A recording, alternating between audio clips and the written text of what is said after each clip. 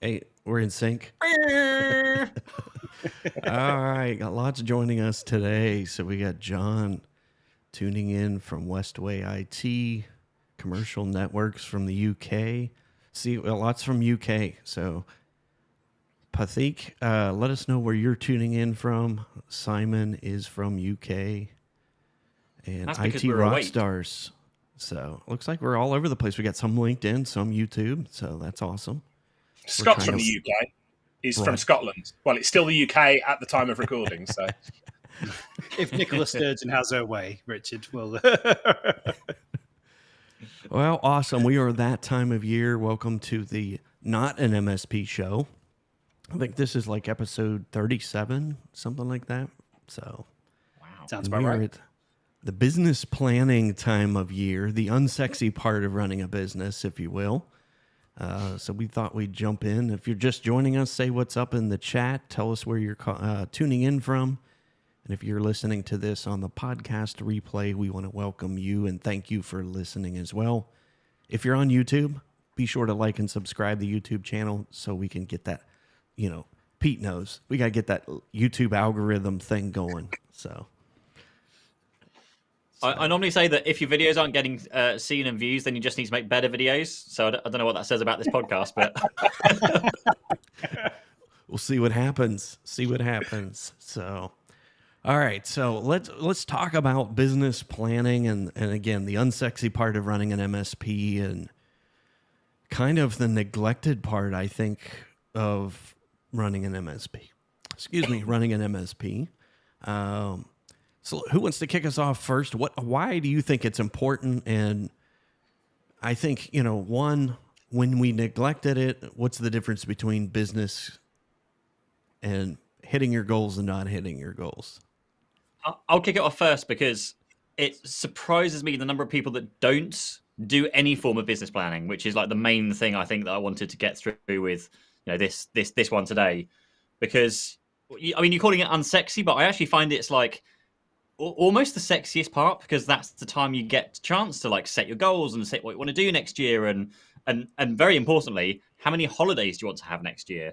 So like the first thing I would do for like business planning is just straight away just go and put in your diary for at least 1 week long holidays next year. Like every quarter, book in a holiday. Now you've got some time off, like pre-booked and pre-planned that you can like work around and figure out how to do things. And so of course, scheduling everything else in and like figuring out how much revenue and turnover and profit and how many staff you want to hire and all those kind of cool things. But realistically, it kind of comes down to the work-life balance thing. Mainly, I find for most people because everyone's stressed, no one has enough time in the day. Everyone's wondering about how am I going to get through next year. But honestly, if you can get that time booked off, it does really, really work because if you pre-book things off, you're going to work towards them. You're going to make sure you've got all the work done in time. Pay deposits on a Disneyland trip or something like that. Like put something in the sand where you cannot like change it, you cannot delay it, move it, cancel it, whatever it's going to be. And even like tell all your friends about it, tell your family. So you've committed that they're having a holiday. Now you've got the pressure that you need to deliver until that holiday happens. But that's kind of the main, I guess, maybe just to start us off because the sheer number of people that don't plan whatsoever and they're just kind of going, we'll just take it as it comes. If we get a few customers, great. But equally, if you are planning, then you've got something to work towards. Like if you're not planning, then you're really just kind of aimlessly wandering around, not really kind of knowing what you're doing. Great, yeah, we got a new client in. But if you have those goals set, if you want some time off, if you want to, buy a house or you need to, replace some of your fleet of cars. If you've got car leases, you need some money to be able to afford that stuff. Well, now you can put in a plan and figure out and scale that right back to, okay, well, how many clients do I need to get, every single week or every single month? How many prospects do I need to speak to? How many meetings do I need to book? How many quotes do I need to quote? Just kind of running it all the way back through something that's more digestible than just, we need to generate another 100 grand of revenue next year, which just sounds unfathomable to some people. If you can scale it right back to small bite-sized chunks, then it's way, way more doable, more achievable. Yeah, for sure. I'm glad you threw that work-life balance in first. Yep. Yeah, I was just saying, Pete, Hustle. in the chat, everybody says work-life balance, don't they? And I was taught years ago by a great friend and mentor of mine, Arlen Sorensen. He said it's life-work balance because life always comes first. And I really like what you're saying about the planning. I think most people, when it comes to business planning, they think that it's that thing, when we started off in business and it's like, yeah, you've got to have a business plan. And we envisage some sort of printed manual that you give to a bank manager when you're applying for a loan, a business loan or something like that. That's not what business planning is. Of course there's financial elements to it, but for me, business planning, we need to change the naming around it. Something, it could be, I don't know if you wanted to go woo-woo, it could be like dream planning or future planning, whatever you want to call it, but it's all about what Pete says. What worked for you over the past 12 months and what do you want to do more of? What didn't work for you and what you're going to do less of over the next 12 months? Those are two big areas of planning that I'd recommend to people. But the big part of this, of course, is what life do you want to have over the next 12 months? So if you didn't take a holiday, and I think all of us on this show will know, and many people watching or listening at home will know, the MSP industry is just terrible for people taking time off and people taking time out. And that is what's needed. You need to take the time out regularly to think, to do some planning, to get some idea of where you want to go. Because how does the old phrase go? If you've got no destination in mind, any direction is is going to work for you. You've got to have a destination in mind, and it doesn't have to be financial. It could be life related. It could be what you want to get out, because the business has got to serve you at the end of the day. Yeah, amen to that. Yeah. What about you, Scott? I'm blown away that we didn't get the air horns, Andrew. You want some air horns there? We'll do some Yeah. applause and some air horns. How's that? Oh, there it is. Oh, there it is. Because, take a holiday, book that holiday in. I love it. I mean, I've just taken that away as a piece of advice. I love that, because we keep talking about doing that Disneyland trip, and we say, oh, when the kids get to the right age, when they get to the right age, well, guess what? Next year, they are the right age. And so now's the time to book in that Disneyland trip, and it's going to cost an absolute fortune. And that needs planning for. But exactly as you said, Pete, if we don't put the dates in the diary, all that'll happen is we'll just keep working up and going, oh, I need to take a week off. I need to take 2 weeks off. I'll get there. And then you never do, because there's always a client, there's always a project, there's always an emergency. And I think, just pre-planning helps everybody set their expectations. Also, it falls nicely alongside my personal mission to become useless in my business, because when you think about taking time off, especially in the agile MSP space, you have to have everything lined up. Like, the systems and processes have to work. The business has to run without you, so you can have that week off or 2 weeks off. Not exclusively. It doesn't have to be completely independent, although that is a great goal. But I think it forces you to go, oh, well, if I need those 2 weeks off, that's payroll week. How do I get the payroll through? How do I get the banking done? Because I'm the only one who has access to the bank account. And these are great times to challenge yourself and go, okay, well, again, look at that list of things that you do. Does it have to be me? Is there a way to automate it? Is there someone who could do it better than me or faster than me? Keep looking at that list of things. But your whole idea of taking some time out, Pete, really inspired me then to also think again, as that, for me, I sit in that kind of player manager role, and I always look at it and go, well, how do we find the funding for that? How do I find the cash for that? How do I take enough money out of the business to pay me well enough to go and do the Disneyland trip? And we've talked about this before, Pete, and I'm sure you still talk about it with MSP coaching clients, because it's where I came across the concept with you, which is Mike Michalowicz's Profit First, right? Where you take that money as you go. You take your profit every month and you do it. I was going to say religiously, but that's not what I meant. But you do it consistently. You take that money as it comes in. You don't keep telling yourself the story. Well, when we get to the end of the financial year and we do all the sums, then I'll look at taking some dividends to myself. Because you don't. You've spent the money by then. You spent it on all kinds of things over the last 12 months. But if every month you set aside some profit for yourself, some money for yourself, and you pay yourself every month, you will have the cash for that Disneyland trip. You'll have that cash for that home renovation, that new car, whatever it is. But if you keep telling yourself in the same way, I'm going to save up and take a holiday. I'm going to save up and pay myself at some point. It doesn't happen. So I like to think of this as challenging yourself for the next year. What have you done this year? Did you get that holiday? Did you get paid? Did you get that dividend you promised yourself? Because if you didn't, now's the time to start putting those plans and structures in place for next year. And I can honestly say Mike Michalowicz and Profit First is a great way if you're in that agile MSP player manager role. It's definitely a great resource for you to check out. Yeah, Mike's so a good guy there was too. something that we did that kind of wraps around that whole piece with like including the Profit First and the planning and the holidays. And I think I've probably even shown it to you, Scott, before. But every single year, at the end of the year, we sit down and we have this like an A5, not an A5, sorry, like an A3 sheet of paper with the next 12 months written on it. And you're literally plotting out what's going to happen over the next 12 months. So you're going to put in your 4 holidays. So that's in there. You're going to put in how much those holidays cost. So you've got the costings behind them as well. And sometimes maybe even when the deposit's due versus the remaining balance, so you know exactly when the payments fall. You're going to put in other, starting with personal things in there first. So the personal things you want to do, like the doing up the house or the buying a car or, you know, having another kid or, you know, whatever you might need for kind of your own personal world. And then once you've got the personal stuff in there, then you need to figure out, well, how does the business deliver what my personal life needs? Because it's not meant to be the other way around. It's not just growing the business for the business sake. It's delivering for your own personal goals. You know, why are we all in this at the end of the day is to try and improve our own personal situations. So then you scale that back to the business. Well, maybe the business needs to generate, you know, X number of profit now to deliver the personal stuff. But maybe to deliver the X number of profit, you now need to hire, you know, another 1 or 2 members of staff, or maybe the few more members of staff to be able to retain that amount of profit, maybe to do the revenue, the turnover.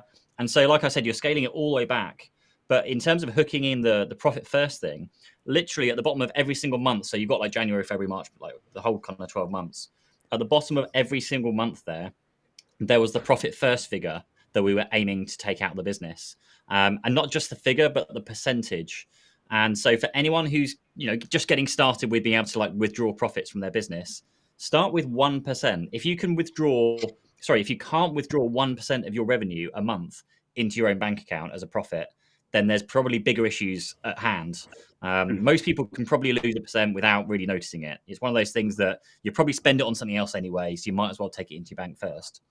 And then at the bottom of those 12 months, just increase that percentage. You know, I was trying to get up towards like 10 or 15% in terms of profit, but I think we were around maybe 5 to 7% as we were kind of working towards that. But you know, when you're doing like a £1 million revenue, going from like 5% to 6% is still quite a big chunk of change in difference every single month. So just plan that in, and as you're taking the more money, that's obviously more money is going into the pot to pay for the holidays and scales up from there.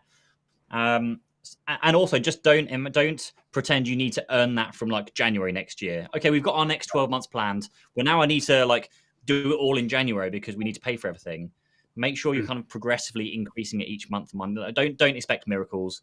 Just assume perhaps 1 new client a month. You know, something very attainable, very achievable, something you can really go back and get in bite-sized chunks of, okay, well, how many prospects do we need to speak to get that 1 client a month? Again, how many meetings, how many quotes do we need to send? Typically, I find people are like a 50-50 closing rate. So once they're in through the door, it's maybe a 50-50 chance. So, you know, if you're going to close 1 of every 2 businesses, well, you need to speak to 2 businesses every month and quote them. You know, it's that kind of simple approach that works quite well. But yeah, just literally get a piece of paper, sketch out 12 months, sketch out what it looks like personally, then figure out what the business needs to deliver to do the personal stuff. And that's kind of where you start off from your, 12-month plan. And bring other people in, bring in your partners, your wives, husbands, bring in, senior management team in the business as well in terms of being able to deliver the business vision. There's tons of stuff you can do. I don't know if anyone here does it. I have a feeling, Scott, you might do it, but do like an annual planning day or a weekend or a retreat where you just go and kind of, you book a nice hotel somewhere or a little kind of holiday villa, and you just literally take your team away and go plan the next 12 months. Completely separated from the business, maybe, yes, even on a weekend. So it's technically in your own personal time, but it's a fun personal time because you're like, I don't know, at Center Parks or something. You're having fun and you're doing like weird activities in between. But you can at least plan out with your team the next 12 months. Sorry, that was like a massively long rant like I normally do, but yeah. Yeah, and I think it's important too. We touched on a couple things, and Pete, you've seen it Richard, I know you've seen it talking to MSPs, is paying yourself enough. I've helped a half dozen companies transition out of the MSP just because they've created a business that is just a job. They've created themselves a $50,000 a year paycheck on $1 million in revenue, which is insane. I mean, it's just, you're not paying yourself enough. So I'm glad you guys touched on that and started with that first as well. Well, let's give a shout out for Profit First. You threw up the URL. I did an interview with Mike Michalowicz, the author of Profit First, and surreal situation, by the way. Did the interview with him in bed in Santa Barbara. I'll say no more about that, but there we go. I'll leave that one. I'll just throw that one out there and leave it there. But Mike is a former MSP owner himself, or ran an IT solution provider back in the day. But Profit First, we love giving book recommendations here.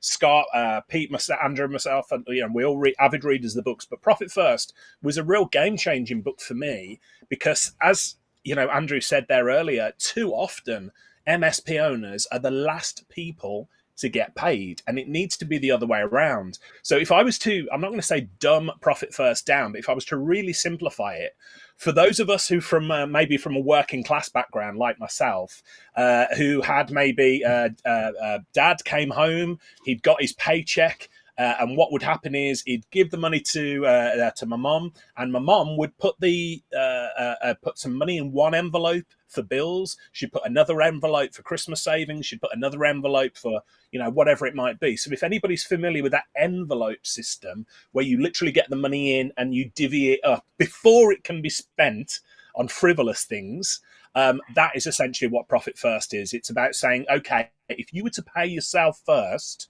what transformational effect would that have on the business? Because trust me, everybody listening to this, everybody watching this, if you paid yourself first, it would transform the way that you view your business, from you being almost a slave to your business to the business being there to support your life. And going back to what we said right at the start, that Pete so very well put, it's got to be about the business serving you and your life. This is not work-life balance. This is life-work balance. So make sure you make it about your life first of all. Yeah, Mike's a good guy. I met Mike in 2012 in Nashville. It was funny because I saw him on stage, and I took a stab. I sent him a tweet during his presentation. I'm like, hey, love to meet you. I'll buy beers tonight. Took me up on that offer. We went to dinner that night, but he was instrumental in helping me sell my MSP. So he's got a lot of insights. One of the first books that I read from him was Pumpkin Plan. So I think that too, this time of year, I scheduled that regular pruning time in my business. So we did this, a minimum every quarter.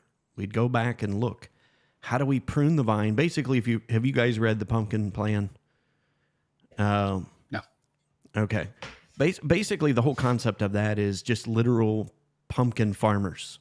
That if you're going to grow a prize-winning pumpkin, that you do all that you can to nurture that, and all of that, the stragglers, the dead fruit, if you will, on the vine, you make time to clip that off, and those are your bad customers, and we all have them. And I think that was one of the things that I struggled with, was getting rid of customers. Especially going into the new year, okay, I've got to have every dollar that we can get. Unfortunately, when we keep saying yes to the parts of the vine that are sucking the life out of the stuff that's actually making us money, the customers we like to deal with, the customers that pay on time, the customers we're actually delivering results for, the longer we keep saying yes to the bad fruit on the vine, the less time we're going to have, the less resources, the less bandwidth we're going to have to our prize-winning customers. And I know, again, this time of year is super scary to do that, but I think this is the time of year to do that, especially going into what's coming up next year. I mean, the big R word's coming back. It's being used more and more, but I think having the customers and taking care of the customers that you want to do business with, the ones that you would like to clone and have more of, you're going to need all the bandwidth that you can muster to take care of them in the new year, and to take care of them in ways where it may not cost you a lot of money. We've talked about that on the last couple weeks. Doing those extra things. Are there extra things that you can do in the coming new year to better take care of those customers so that they stick around? What are your thoughts on, weeding out bad customers? And did you have a plan when you ran your MSP? And let's just, bounce that around a little bit. I don't know. I'm in kind of I've got two scenarios for both sides of the argument, which worked out quite well for us. We had a client that was one of our worst clients. They were, the most time consuming, stressful, difficult. Everything would take like forever to get approved. And we kind of outlived our IT contact at that client. The IT contact changed. We had a new IT contact step in, and the relationship improved. But we waited like 3 or 4 years for that to happen. Whereas, so in that instance, it worked well to obviously wait them out versus perhaps you could argue the 4 years of waiting probably cost more than it did what we got out of what happened after that. But on the flip side of things, we've had a few situations where we just knew the clients, they weren't that good. They were wasting time. They were taking up too much of our own time and resources on silly little things. And in certainly 2 instances, I can recall very, very clearly, 3 instances actually, we just turned around and said, look, it's obviously not working out. Even though we were mid-contract, we were just like, look, it's obviously not working out. Let's just save ourselves all a bit of heartache, and we'll help you find another IT provider. We'll help you move away. We're not going to hold you to contract. I appreciate you're probably not getting the service that you feel you deserve or expect. I apologize and said, we obviously have failed somewhere along the line. So you're not kind of going in really hard and fast and saying this is all your fault. You're kind of going, well, look, there's obviously a disconnect here, whether it's you or us. Like, I don't know. We've obviously failed at something here. So let's just figure out a situation where you get the IT support that you're looking for. So find them an alternative, help them find someone, or just at least just give them notice and say, look, just take us either as much time as you want, or at least, take a month or 2, go find someone else. And when you're ready to move, we'll help you move. We'll hand over all the keys to the other IT company, whatever it might be. And in every single one of those situations, it worked out to our favor. 2 of them took our advice. They found other people. We handed them off. We were absolutely delighted. Our staff, even more so importantly, were absolutely delighted because they were just being a pain in the backside. There was one client who didn't go, but they actually came back straight away and apologized and said, look, I'm so sorry. Like, we don't want to leave. You're the best company we've come across. Like, what do we do? How do we still work together? And when you're in the thick of it running an IT business, you don't hear that kind of thing that often. You just kind of expect them to be like, yeah, you're crap, aren't you? Let's just go find someone else. But they actually came back and said, no, we don't want to go anywhere. Like, how do we work together? And we basically came back and said, look, we can work together as long as we don't kind of deal with this particular person because they were one person causing lots of the problems. And they're like, cool, done. Like, you're never going to hear from them again. Can we go ahead? And we're like, yeah, absolutely fine. Keep going. And we carried on that client for a long, long time after, like until, after I sold the business. So that was a very, very good, even more so good result, I felt, because it's not very, again, it's not very often you get the reassurance you're doing a good job. And to basically kick a client out the door and then be desperately wanted to come back to you, that's really, really nice and nicely reassuring to hear. But yeah, certainly in response to the question, like both sides of the kind of the argument, generally speaking, it's worth kicking the clients. You always should really kick clients. But I have had, and I have seen in a couple of situations, waiting out can also be beneficial as long as you can like outlast or out-survive the problem in the client that you've got the problems with. But that's how long a piece of string. Yeah, Mike gives like 4 different methodologies for pruning the vine. One of them was that, Pete, just making them, deprioritizing them, and just let them self-select to another provider. So it doesn't always have to be confrontational, but I think just having that regular part of your process. Again, you talked about the next 12 months. Those are the things you can write down. Everybody's all jumped on board with price increases this year. Everybody's all on board for that. That's another one, is just, pruning out that vine so that you've got better energy to spend with the clients who do actually deserve it.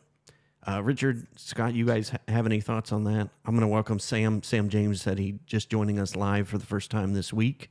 Hey, Sam. So we appreciate you joining us this week, Sam.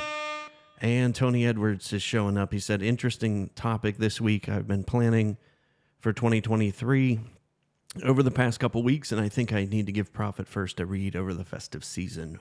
For sure. good choice. For sure. Welcome back to the show, Tony. Appreciate that.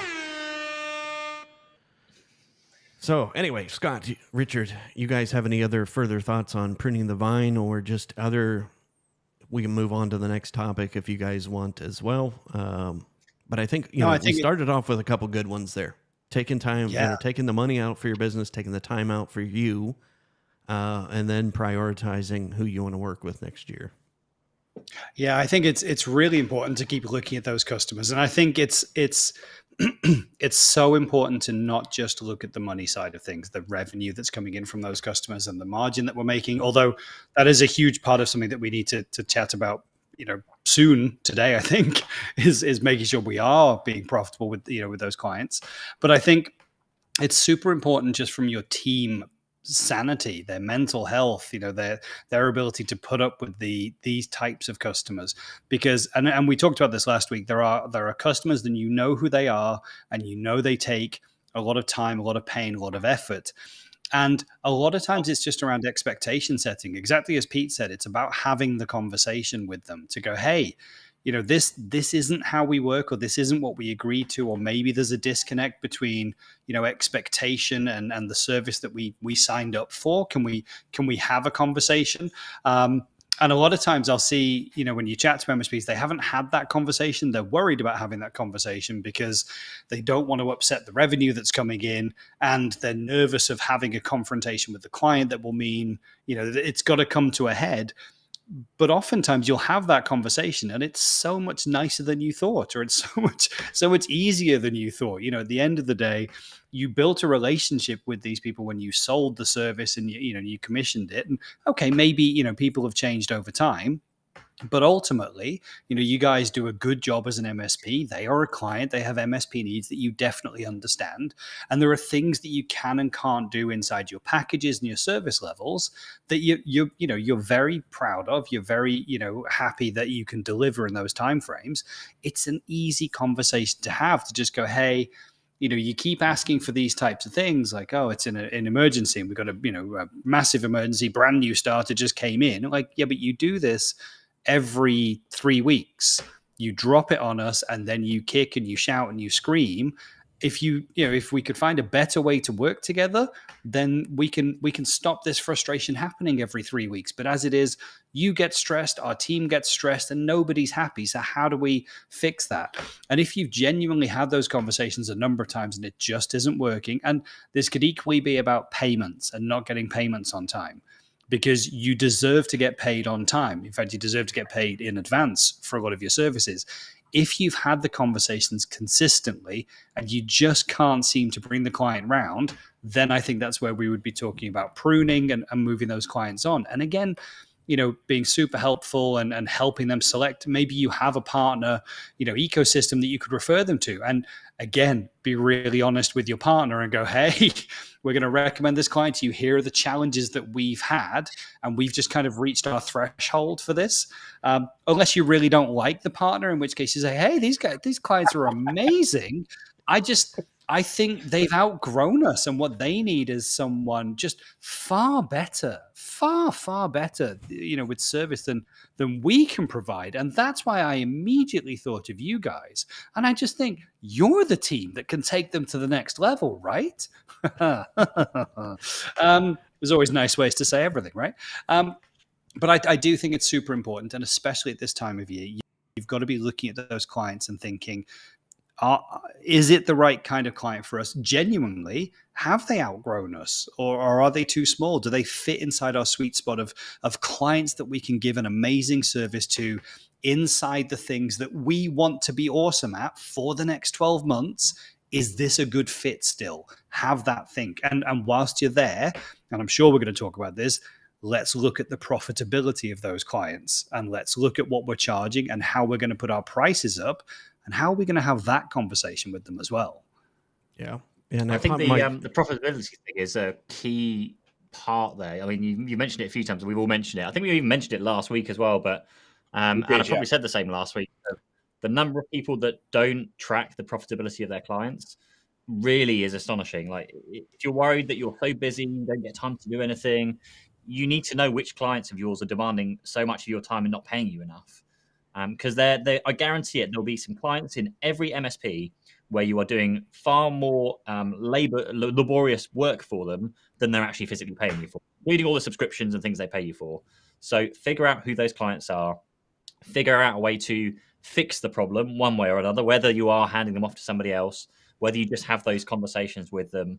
And the thing is, if you have the data, it's so much easier to have those conversations. You can show them and say, look, here is literally what our systems say. We are spending hours and hours compared to the tuppence you're actually paying us. What do you suggest we do? Like, we can let you go, or we figure out a way to fix this problem. Because if every you're not business doing owner that, will understand if you speak to them about profitability, because unless you're profitable, it's not sustainable. If you're not sustainable, and most of us got in this industry to help people, well, you're not going to be around to help somebody, the week after. So if you have a one-on-one conversation with business owners and say, look, you are not profitable, this is not profitable for us. Nobody, I mean, if first of all, if they turn around as the client and go, not our problem, massive red flag, let them go. Because they don't understand the way business works. It's got to work for everybody. This is not a zero-sum game. But every business owner I've spoken to about, this is not profitable for us. How can we work this out? One of two things happens: either they pay more to compensate you for, to increase your profitability there, or more likely, they will say, okay, where are the issues coming from? And we touched upon this last week, didn't we, Andrew? And we talked about training. I used to be a big believer in this. We would look at root cause analysis in our clients and find out the members of staff who were logging the most tickets, and then look at the type of tickets they were logging. More often than not, when we had a conversation with a business owner about the profitability of the contract, hey, it's just not working out for us. When we dug down, it would be, oh yeah, so-and-so is logging too many tickets, or, so-and-so needs training, or we need this product replacing, or whatever it might be. So for everybody watching, if you missed last week's show on lowering cost of support, increasing profit, I would hugely encourage you to go and check that. Hey, and Scott, I wanted to say something to you, just a point as well. You were jokingly, I know you were saying it jokingly, about referring clients who are not a good fit for you onto your worst enemies. So, hey, just get rid of them and go across to there. I have spoken to so many MSPs who have got absolutely horrible, horrible clients. And I've said, well, just refer them away. And they said, I wouldn't wish them upon my worst enemy. But I said to them, here's the serious point about this. Because they're not a good fit for you doesn't mean they won't be a good fit for somebody else. I found that some clients that I worked with, my MSP worked with, and they were just awful. They paid late. They didn't listen to our advice. They were all, everybody listening to this knows those type of clients. But then when we went to them and said, hey, look, we're going in a different direction. We don't think we're going to be a good fit for you. Let us refer you off to such and such local provider. And almost every time, the MSPs that I've referred them to have come back to me like 6 months, a year later and said, Rick, thanks so much for that referral. They have turned into a brilliant client for us. And I'm thinking, are these the same people? But what it underlines is just because it's not a good fit for you doesn't mean it won't be a good fit for somebody else. So I would absolutely refer business off with all the caveats that you mentioned, Scott, saying, hey, they're not a good fit for us because of this, that, and the other. Do you want the referral? And what you find is it's a lot easier going to a client and saying, we don't think we're a good fit for you, but we're not dropping you in it. Here's somebody we do think is going to be a good fit for you. It's a win for you. It's a win for the other MSP, and it's a win for the clients as well. You're not burning any bridges. So just some thoughts on that. I think it's also a good time for the client as well to understand that they have a relationship with an IT provider who's turned around and said, hey, this isn't working for us. So I'm going to work with you to find a partner who is a good fit. It's kind of a good checkpoint for them to go, I just kind of thought like everybody was like this, and we pay and we demand, and this is what we get. And so it's kind of like a refresh point for them to go, oh, maybe we do need to kind of reset our expectations a bit. And so at that stage, they're kind of open to the conversation with the new provider, and they have an opportunity, the two of them, to negotiate what will be a good service going forward. They don't just immediately pick up those same expectations and lump them on a new provider, like if they'd got to the point of being frustrated themselves and just found someone else. Because Right. you see this, like when that client gets fed up with IT provider A and they go and source IT provider B, they tell the new guys all the nice stuff. Oh, we're easy to deal with. Oh, we're super simple. I don't understand why they never answer the phone. Like, these are all the problems that we have. And so, new provider just gets one side of the story. Whereas when you work in this method and you move them across, you go, hey, I'm going to speak to the provider. I'll let them know all the tickets we've had, what challenges we've had in keeping up with you. And then like everyone's clued in. And so the new provider is taking it on kind of with open eyes. And everybody's got that opportunity to just kind of hit refresh, I think, in that relationship. So it's a really good method to do things. Yeah. And I think, if you're having those regular technology business reviews, whatever you call them, that those conversations can come up. And I'm actually am surprised by that when we're talking about data. When I bring on new coaching clients, that's the first thing we go through. List all of your clients out on a spreadsheet.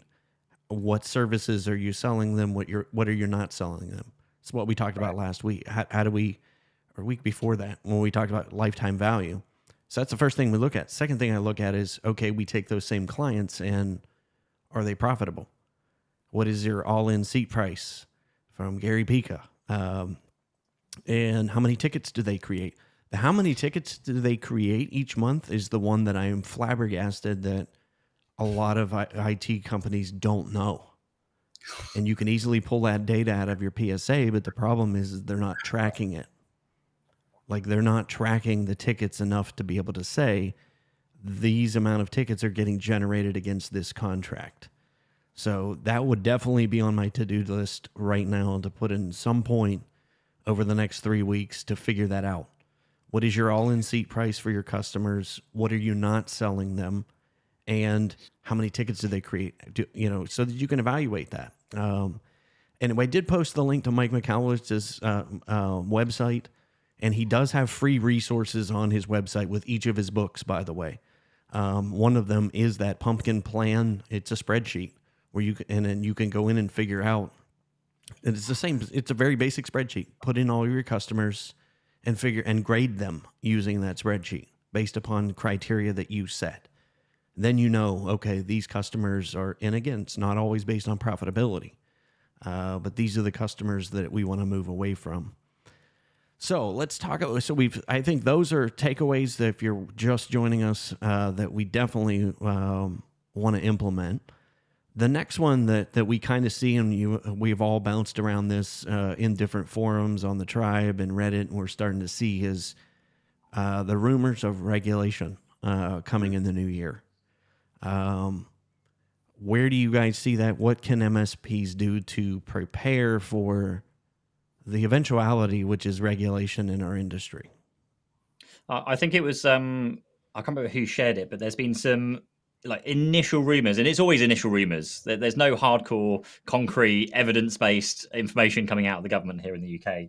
But the information I saw was more about that the first inklings of regulation would be that MSPs would have to report any breaches. I think that was the kind of the writing or wording they used, which is kind of what we should be doing anyway as MSPs, and what you should be doing. If someone's been breached, you should be going to places like the authorities, the police, to report the breach and just let them know so they can go and chase it down and investigate and do whatever they need to do. Things like the ICO, if there's any data leaks involved, obviously speaking to the ICO about that as well. But I think it just again kind of reiterates the fact that we all know regulation is coming. We don't know what shape or form that involves yet, but we can probably make some good assumptions on, what the starts of that might be. Things like Cyber Essentials. I'd certainly think at least Cyber Essentials Basic would be a minimum requirement for all MSPs and all kind of IT consultants. But then I wonder if that is just too basic, because we all know people can just tick the boxes and say, yeah, we're certified and qualified and we know what we're doing, and they're not. So I wonder, and I'd like to really see that Cyber Essentials Plus is the minimum requirement for every MSP. Because I think that's something that's, I guess, attainable by lots of MSPs, apart from maybe the startups. Because Cyber Essentials is, I don't know, Scott, if you know, is it like a couple of grand or so, isn't it? $2,500 for Cyber Essentials Plus, something along those lines? Not even. It's like in UK pounds, like 1,300, and it's a self-assessment questionnaire. It can be guided by an agency. There's a couple of good agencies here in the UK, but we flew through that in our renewal this year, and we renewed our Cyber Essentials Plus as well. And bear in mind, we took on Cyber Essentials and Plus when we were a 3-person operation. So it's very doable. It's also super doable at that size because you don't have a lot to audit, right? And then you kind of grow up in those behaviors. So it's kind of easier the smaller you are, but it's certainly not at a price point where it's not affordable. It's absolutely affordable. Even at Cyber Essentials Plus, I want to say it's like £2,000 in UK, so maybe $2,500, something like that. But it's very affordable, and I think if regulation does come, I mean, Cyber Essentials Plus would be my minimum. The self-assessing questionnaire, you can fly through it with stock answers that you can get off the internet. And I don't mean to be disparaging. I think it's a very important process. But I think my point is I would just encourage you, if you're an MSP, to aim higher. And so you should be looking at Cyber Essentials Plus. I think Andrew, I think you're dropping the link. In the US, you have a slightly different framework, if I'm right.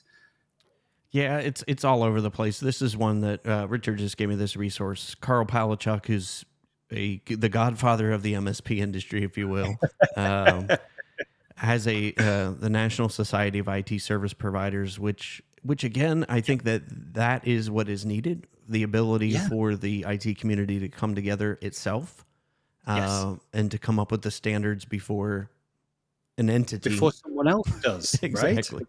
Exactly. And that's why Carl put together this organization, National Society of IT Service Providers, a US-based organization, or at least North American, I think, because they could see the writing on the wall here. There is going to be regulation. There is going to be, a minimum standard for IT providers. And that's, broadly speaking, a good thing, because how many people listening to this show, watching this show, are sick to death of going into client sites that they've inherited from, Joe's fishing tackle and laptop repair store down the road, who's been doing IT support for a company, and they've made a complete mess of it, or they're doing illegal stuff, or whatever it might be that's in there. So many cowboys in this industry. We do need regulation, but what Carl's doing with the National Society of IT Service Providers in the US is sort of getting a leap on that whole thing. My view around accreditation, certifications, regulation, that type of thing is the real value in going through it voluntarily at this stage. And I would encourage everybody listening, everybody watching, to start looking at the standards that guys are talking about now. We went through one back in the day that was called Accredit UK. And it was bought out by CompTIA, and I believe the standard has disappeared, sadly, to this day. But we went through that not because we wanted a shiny little badge to put on our website, because nobody is going to knock your door down saying, hey, you're ISO 27001 qualified, or you've got this badge. We've got to do business with you. That's not the way it works. The real value in going through these accreditations, these regulations, is going through them, because it makes you a more mature business. It is a framework to look at your business and say, here's what you're doing well, here's where you need to improve things. And rather than trying to work that out yourself, these frameworks that are put together, I think, are really good for the process of going through them and making your business better. So don't go through these things just because you want a badge to put on your website, but do go through them to improve your business, and do start thinking about going through them in 2023, because as everybody here today has said, in 2024, 2025, whenever it might be, something like these standards is going to become mandatory, and it's going to be something that you have to have in place to do this type of business. It may take longer than that, but it's going to come sooner or later, I think. Yeah, for sure. Tony Edwards said, Cyber Essentials has been on his project timeline for the past few months, but that will be a job for the next year for now. I'm also looking at stressing to a few of my clients to get up to that as well. So yeah, it's super important. And I think like the comfort that you get from knowing that your clients are set up properly and have passed those essential, even Cyber Essentials is such a good start, because what do we always tell customers? The two biggest ways you're going to get hacked is someone's going to click on a link they shouldn't have clicked, and someone didn't have MFA set up. Those are the two things. Ta-da! 99.9% of hacks, according to Microsoft. Why not? If you get someone through Cyber Essentials, at least those two things are knocked out the way. If you get them through Plus, then you also know it's all the great stuff like the firewalls are in good shape. They're not running as local admin on their machine. You've got some kind of software management. You've got some patching engine. You've audited every device and all the software on there is up to date at the time that the audit happened. Okay, great. Well, that at least once a year, if that's when the audit happens, we know this was in really good shape and you've managed to put your stack together to look after those devices and maintain them. But right now, they are good enough security-wise to pass this audit. If we have anyone from Australia as well, I believe they call it Essential 8 in Australia. That's their version. But I just think this is super important, for you as the MSP to get through these CE plus, as I say, to get your customers up to CE at a minimum, or the CIS controls is a great one. I think John from Westway just posted the CIS controls is a fantastic resource. Again, we've actually mapped out the CIS controls to M365 business premium controls and just gone, right, here's how we implement all those controls where we can from a technology perspective. And that just means we have a blueprint to go in and go, hey, we can get you through Cyber Essentials or CIS accreditation with this blueprint and a business premium set of licenses, which is really helpful. But it gives you the confidence that you're not going to have a customer phone you up and say, oh, Dave's had his email hacked. Oh no, we're sending out tons of emails and we don't know what's happening. And customers are complaining we keep sending spam emails with dodgy links to them. And you're like, cool, someone's had their email hacked. They've had a business email compromise. And now we've got to tidy it up. And, think about that for a second. You're the IT provider who's been called in to tidy up this mess that you could have prevented in the first place. And we know that a lot of times you'll chat to the clients and they'll keep putting it off. They keep putting it off because they don't really understand the risk. And you can talk to them till they're blue in the face about what the risks are and how it's not good for their business and they're putting their people at risk. Ultimately, you just have to push it on them and say, no, this is happening. This is happening within the next 3-6 months, whatever it is. You put the deadline. It has to happen. Otherwise, we can't be your IT provider. That's how strongly you have to word these things. Because when the regulation starts to come in, the responsibility is going to land on you guys. You're going to be the guys left from the regulation on the potential, legal fees and ramifications. Did you explain this well enough? Were you abundantly clear that if they didn't do this, they were at risk? Did they understand when you explained it to them? Because if you can't prove this in black and white, that you told them and you told them again and you told them what you told them and they still said no, and then they got breached, this could come knocking on your doorstep. And that's why I'm really bullish around you have to secure them. You have to push the customers into a secure state because they will just keep putting it off. Sorry, I'm ranting, but it's super important that I don't want to see MSPs, especially with this regulation coming in. I don't want to see MSPs left holding the bag because our customers kept putting us off when it came to rolling out the security updates or the patches or whatever it is. We have to be really, I don't want to say proactive. I want to be pushy. We need to push these security things on them and force them to comply. And that's why it's good for us to have the standards in our own business, because then we know what it really means to deploy it in theirs. I will shut up for a second, but I just think it's so important. Yeah, for sure. And I think, touching on that, like I would love to see that education component be baked into the minimum viable standards in an MSP plan, not, oh, you got to be on our top tier to get education. Yeah. I think, MFA tool, like there's things at the entry level minimum viable service that you provide your customers that should be there, not extras, MFA, the education, anything else that you can think of that you think is, the minimum standard of care for an MSP. Those are ones that come to the top of my mind, MFA and education. And if they don't want those minimum and they don't want to pay for those minimum, you really don't want them as a client because they're not prepared to take these things seriously. And you are going to be left holding the can when Dave's email account gets hacked. They're going to come to you and you're going to have to, even if they don't come to you for recompense, because you'll have the contracts in place that say, hey, no consequential loss and all that kind of stuff.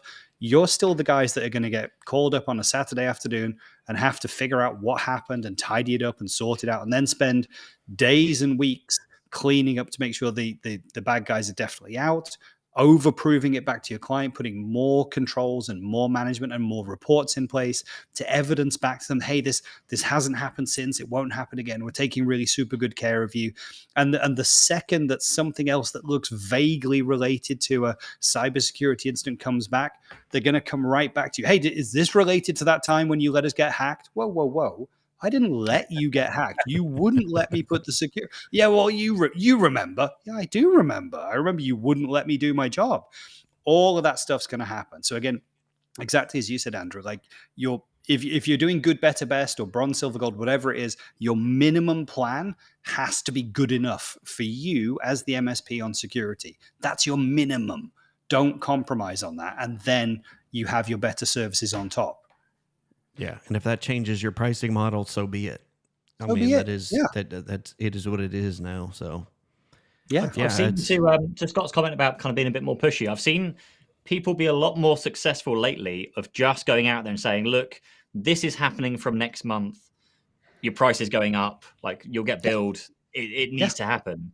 I'd be interested to know if anyone else. I don't know if anyone else is watching or but whoever's watching this after, leave it in the comments. But if anyone else has tried that yet, because everyone that I've seen that have tried that, they've just had not a single comeback from a client. It's just like, yep, okay, we understand. Prices go up, like done.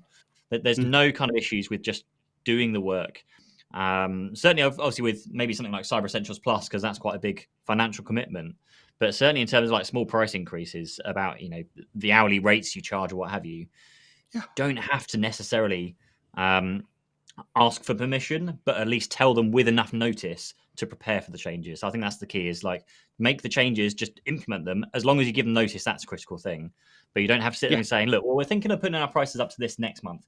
If that's okay, if you approve our thing, then we'll then send you an updated. Like that's just no one's gonna reply to that email, are you? If your electricity or gas provider said we'd like to put the prices up to this next month, is that okay?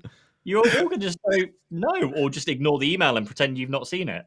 So you just do the opposite and just go, okay, prices go up from January the 1st, or February the 1st. If you haven't got enough time now, done. Like that's all you need to worry about. yeah, for sure. I mean, lots of Netflix have done it. YouTube's done it. Disney Plus have done it. We've all had the email that goes, hey, your price is going to go up by, $3 or $4 starting next month. But here's a reminder of all the great services that you have from us today. And here's what we're planning for the next 6 and 12 months. You don't do anything. You just kind of go, price is going up. I don't care what the email says. Price is going up. And then when the direct debit or, the card payment is slightly higher next month, you're like, oh, yeah, they told me the price was going up. Okay. Yeah, whatever. That's It's it. a totally accepted We're part all- of business. Yeah. Totally accepted part of business. And I would go as far as to say, I've this is a soapbox topic for me, so you're not the only one ranting on this episode, Scott. If you don't put your prices up regularly with your clients, it makes you look unprofessional, because every professional business puts their prices up regularly, at least annually, and sometimes more often than that. So if you don't put your prices up, and we've all been in that situation where you've not put your prices up for a year, then another year. Before you know it, 3 years has gone by. Then you've got to go to your clients and go, yeah, we've got to give you a whacking great price increase to bring you back online. It's like, ugh, it's icky, it's horrible. So get used to doing it regularly, because as Scott just said, we are so used to other professional organizations, ISPs, telecoms, utility providers, whoever it might be, entertainment providers, they put the prices up regularly. And we may not like it, but we accept it because it's a part of doing business. So please do put your prices up as part of your planning for 2023. For sure. Lots of great takeaways on this one. And I'm glad we started off at the personal level. So thank you, Pete. I like that booking the time on a quarterly basis up front. That way you've got time blocked for next year for you, so you can keep growing. So well, that is going to wrap this show. I know Richard's got a jet, so we appreciate all of you hanging out. Tony, John, and those of others who hung out with us live today. And if you're listening to this on the flip side on the podcast, we appreciate all of the love and support you guys give us week in and week out. So that will wrap this show. We'll figure out a topic for next week, and we'll see everybody next week on the Not an MSP show. See ya.